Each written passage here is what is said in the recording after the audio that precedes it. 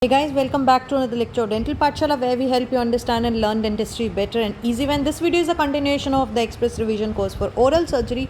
Before we get started, make sure you subscribe to the channel and hit on the bell icon so that you don't miss any of our exciting videos. So let's get started with the today's topic, which is osteoradionecrosis. As the name suggests, osteo word means bone. Radio means that this bone is treated with a radiation therapy. And because of this radiation therapy, this bone has undergone necrosis. So necrosis words mean death. So what happens if you give radiation therapy after a malignancy, say suppose after a cancer, this irradiated bone, it dies. So what are the key points of osteoradionecrosis? This is the bone which is treated after a radiation therapy, it has undergone the necrosis. So basically it is an irradiated bone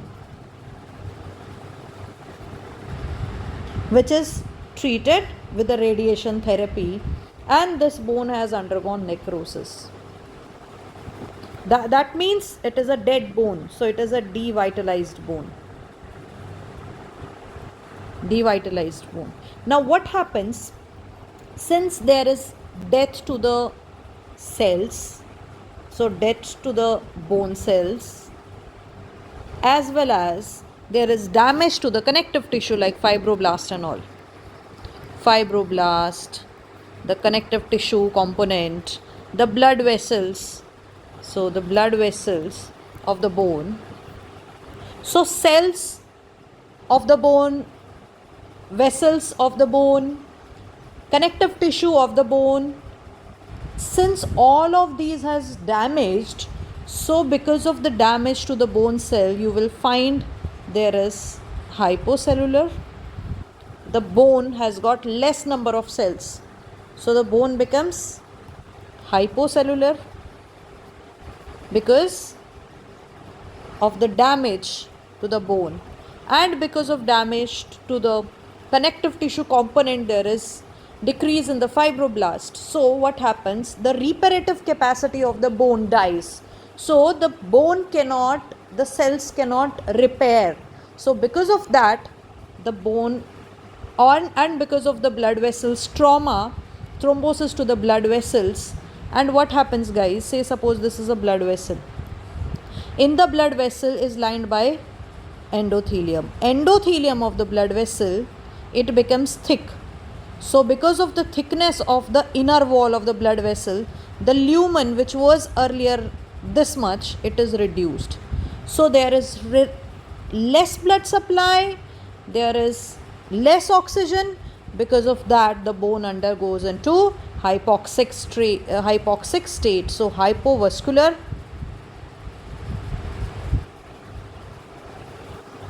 and hypocellular.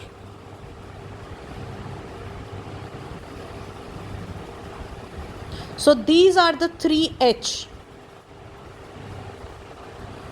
which we see in case of osteoradionecrosis.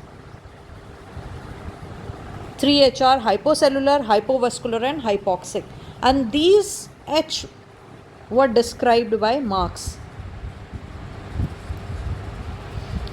Since the bone has undergone necrosis, so clinically you will find that the overlying mucosa and overlying skin is also damaged. Because of that, you can also see clinically the bone.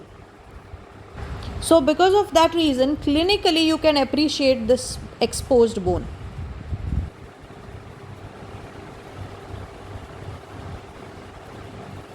In the oral cavity. So the patient will complain of severe boring pain. Clinical features are severe boring pain, deep, in the area which is undergone the radiation therapy. Also the patient will not be able to open the mouth, so trismus will be there. There can be abscess formation associated with the soft tissues. There can be swelling in the irradiated area. There can be fistulas and sinuses.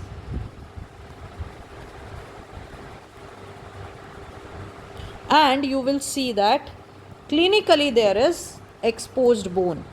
So you will find exposed bone clinically, which is very important point. So intraorally you can see the exposed, if you can make out the yellow color, this is an exposed bone.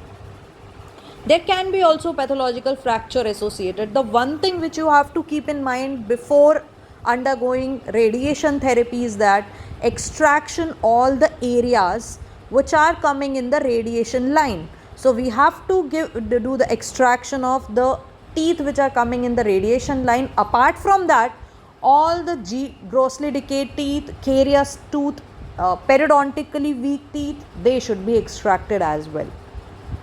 So before radiation therapy, extraction of hopeless teeth,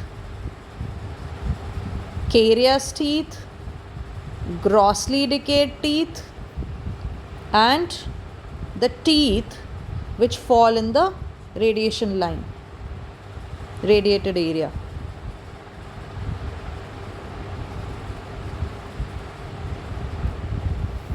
So if you look at the CT scan or MRI of a bone which has undergone osteoradionecrosis, that means the bone is now hypovascular, hypoxic and hypocellular bone. So if you see at the CT scan of that individual, of the bone, you will find this picture which resembles like a conventional osteomyelitis.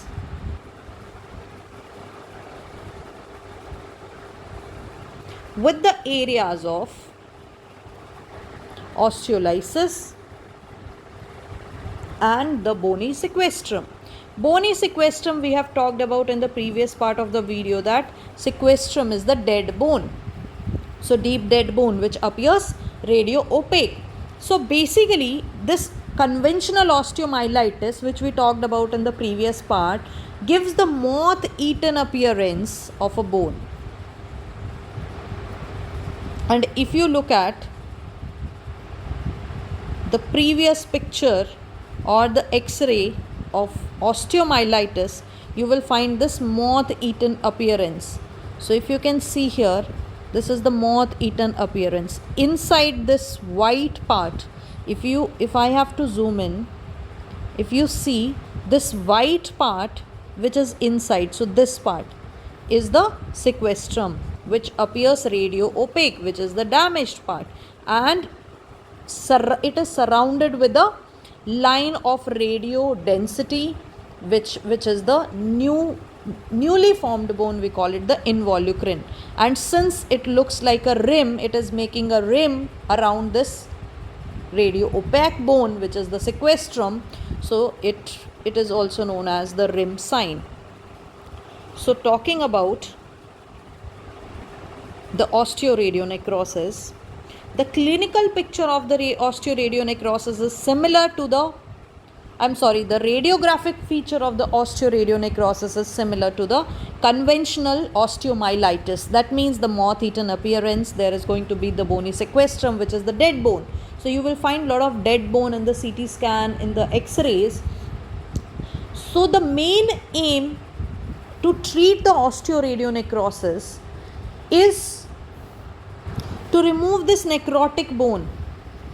So the treatment is to remove the necrotic bone. We have to remove the dead bone, necrotic, or we can say non-viable bone. So we have to go for sequestrectomy, which we talked about in the previous part. That means removing this necrotic sequestrum, or you can go for the bone resection. Along with that, we give the hyperbaric oxygen therapy. As the name suggests, hyperbaric. Hyper means increased, baric means we are talking about the pressure of the air. So we are giving a high pressure oxygen which is higher than normally atmospheric pressure is our 1 atmospheric pressure. But in case of hyperbaric oxygen therapy, normally the atmospheric pressure of the oxygen is 1. But in case of hyperbaric oxygen therapy, we give up to 2.4 atmospheric pressure.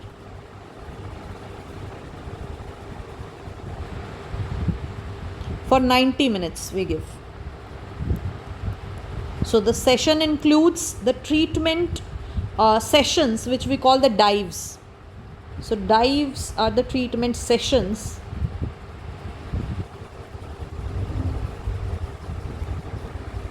which includes the 90 minutes of hyperbaric oxygen at an atmosphere pressure of 2.4, and it is 100% oxygen.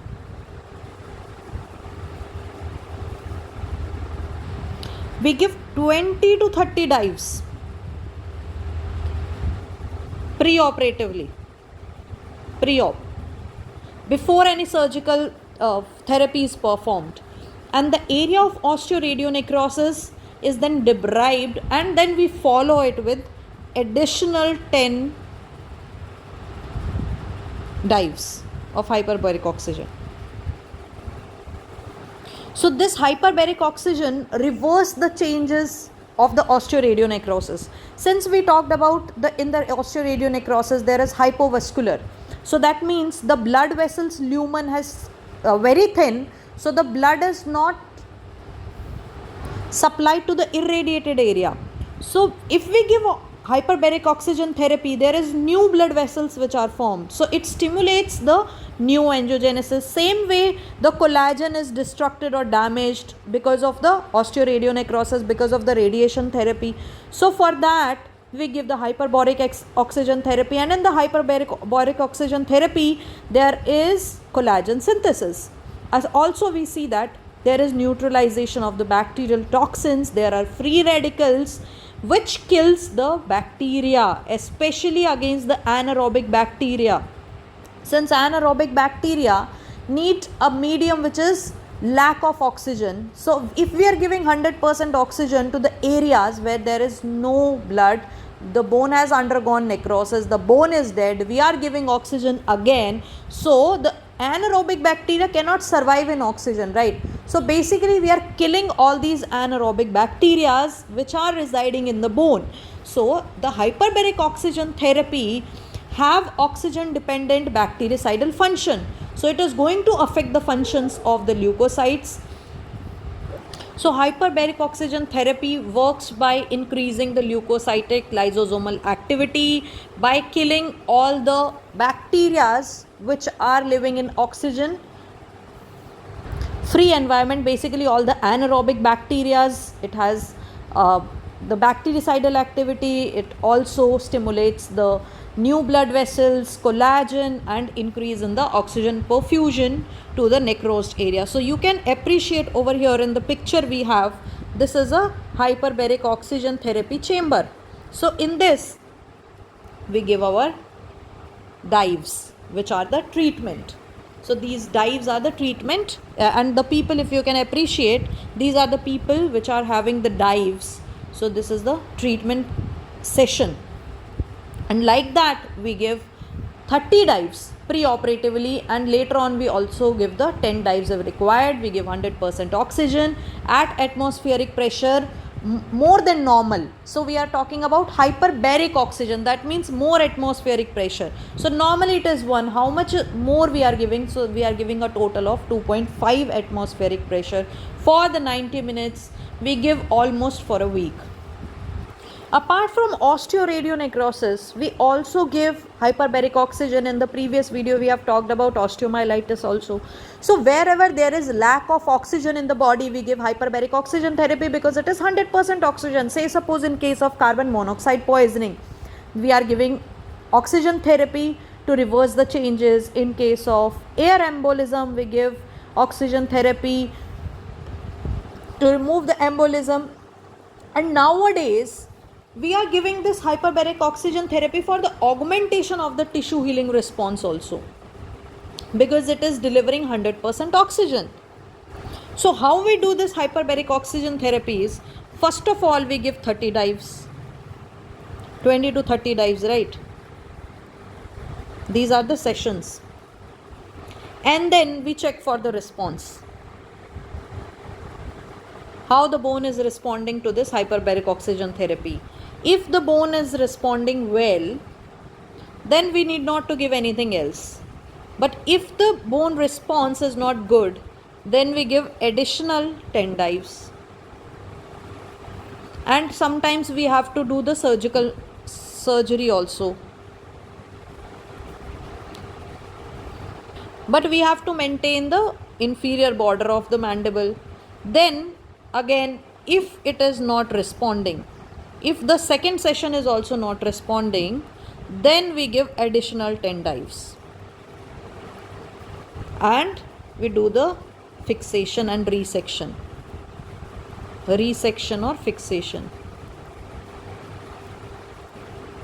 Or the reconstruction plates.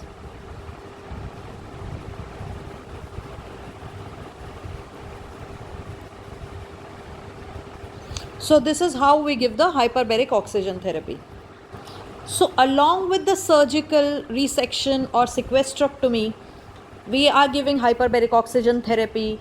We can also debride the wound locally and give the antibiotic pack, but it doesn't help most of the times because the bone doesn't respond to the antibiotic since it is necrosed. So this osteoradionecrosis, but the patient have pain, so we can give the symptomatic relief to the pain. So we can give painkillers, the narcotics, nerve blocks, all these things also we can give. So if the patient is having a radiation therapy above 5,000 to 6,000 rads,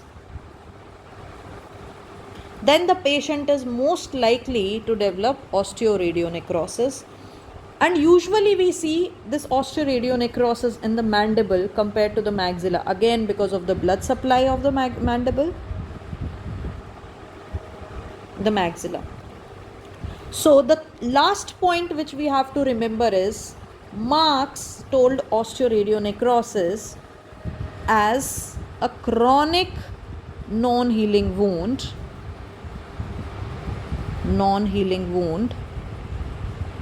with the 3H. With the 3H. 3H are the hypocellular, hypovascular and the hypoxic. So this finishes the osteoradionecrosis, which is a chronic non-healing wound, hypocellular, hypovascular and hypoxic.